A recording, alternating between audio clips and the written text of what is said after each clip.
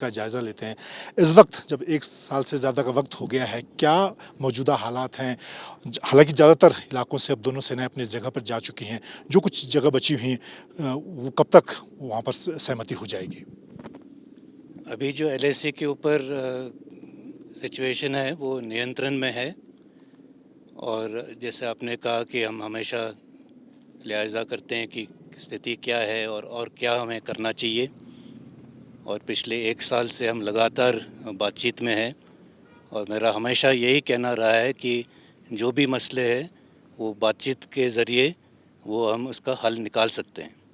और इसीलिए हमारे लगातार हर लेवल पर बातचीत होती रहती है, ब्रिगेड कमांडर लेवल पर भी, डिविजनल कमांडर के लेवल पर भी, और जो हाईएस्ट मिलिट्री लेवल है कोर कमांडर लेवल, जहाँ तक अभी 12 राउंड टॉक के हो चुके हैं।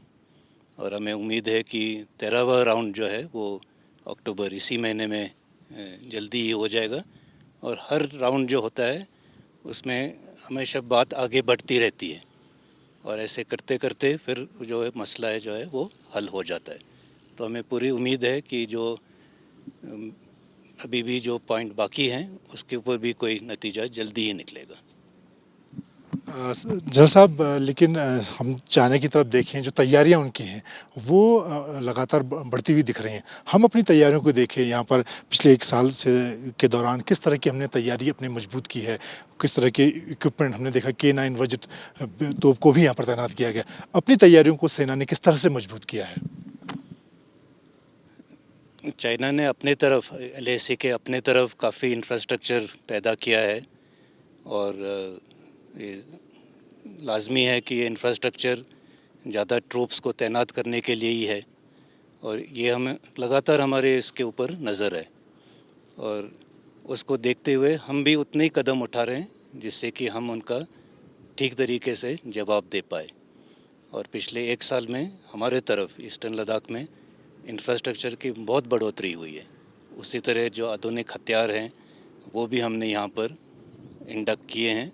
और मैं समझता हूँ कि हमारा जो फोर्स पोजीशन है वो बहुत ही मजबूत है और जो भी चुनौती है उसका हम सामना करने के लिए तैयार हैं। हमने पहली बार देखा कि बोफोर्स के बाद लंबे इंतजार के बाद एक स्वदेशी गन K9 वज्र की रेजिमेंट यहाँ पर तैनात किया। उससे कितना फ़ायदा और उसके पीछे क्या सोच थी आपकी कि उसको यहाँ पर जल्द से जल्द तैनात किया गया, क्योंकि रिकॉर्ड टाइम पर आपने उसको यहाँ पर तैनात किया है? और किस तरह की गन है? जो K9 गन है वो एक सेल्फ प्रोपेल गन है, मीडियम गन। और ये जो है हम अपने जो आर्मर्ड फॉर्मेशन है जो अमूमन प्लेन्स के एरिया में, डेजर्ट के एरिया में तैनात होती हैं उनके लिए थी। लेकिन जब हमने देखा कि यहाँ पर भी हमें और गन्स की ज़रूरत है तो हमने ये सोचा। और गन्स की भी ज़रूरत है और जो मोबिलिटी है, क्योंकि K9 जो है एक सेल्फ प्रोपेल गन है, तो हमने सोचा कि क्यों नहीं हम इसको भी इधर एक बार ट्राई कर लें। तो पहले हमने 2-3 गन भेजे और उसके ऊपर फील्ड ट्रायल किए और हमने देखा कि ये भी इस यहाँ पर कामयाब हो सकती है। कुछ मॉडिफिकेशन करने पड़े हाई एल्टीट्यूड को देखते हुए, सर्दी को देखते हुए, लेकिन जो मैन्युफैक्चरर है वो ईम है, उन्होंने इन सिटू इधर ही आकर ये छोटे मोटे जो मॉडिफिकेशन करने थे वो किए। फिर हमने इसका फायरिंग भी किया, उसमें भी बहुत अच्छे नतीजे निकले। और ये सब देखते हुए फिर हमने ये फैसला किया कि इस गन को भी लद्दाख में तैनात की जाए। लद्दाख के अलावा एक दूसरा फ्रंट जो पाकिस्तान के साथ हमारा है, वहाँ पर सीज़ फायर का समझौता दोनों देशों के बीच हुआ था। लेकिन हमने देखा कि पिछले हफ्ते भर के दौरान से कश्मीर में एक बार फिर से घुसपैठ की कोशिशें हुई हैं, जिसको सेना ने नाकाम किया है। आपको लगता है कि क्या दोबारा से पाकिस्तानी सेना आतंकियों को घुसपैठ की में मदद कर रही है, क्योंकि सर्दियाँ शुरू होने वाली हैं, उससे पहले ऐसी कोशिशें हो रही हैं? जो सीज़ फायर समझौता हुआ था फरवरी के महीने में, उसके बाद जो अगले 3-4 महीने थे, जून के आखिर जुलाई तक, ये समझौता बहुत ही अच्छा रहा और कोई सीज़ फायर वायलेशन भी नहीं था, ना कोई घुसपैठ की कोई कोशिश रही। लेकिन हमें देखने में आया कि पिछले 2 महीने में ये फिर से थोड़ा बढ़ रहा है और हम इन कोशिशों को हम नाकामयाब कर पाए हैं। लेकिन ये ज़रूर है कि इस किस्म की जो कार्रवाई है वो बिना लोकल सपोर्ट के और बिना पाकिस्तानी आर्मी के नॉलेज से ऐसे नहीं हो सकता।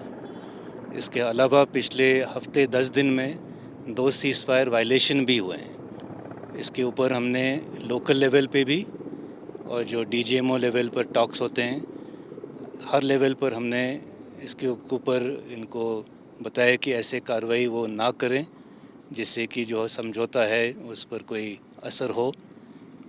और लेकिन इसमें कोई शक नहीं है कि ऐसे जो भी कार्रवाई है वो बगैर पाकिस्तानी आर्मी के नॉलेज के नहीं हो सकती।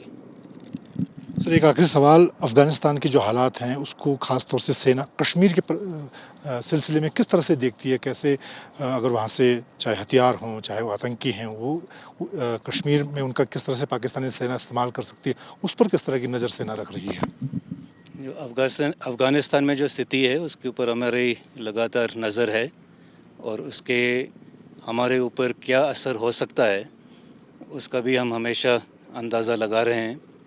मैं सोचता हूँ कि अभी थोड़ा जल्दी है इसके ऊपर ख़ास कोई बात बताना, तो नज़र हम रखे रहेंगे। लेकिन मैं ये कहना चाहूँगा कि जो भी हो, जो भी चुनौती हो, उसके लिए हम तैयार हैं।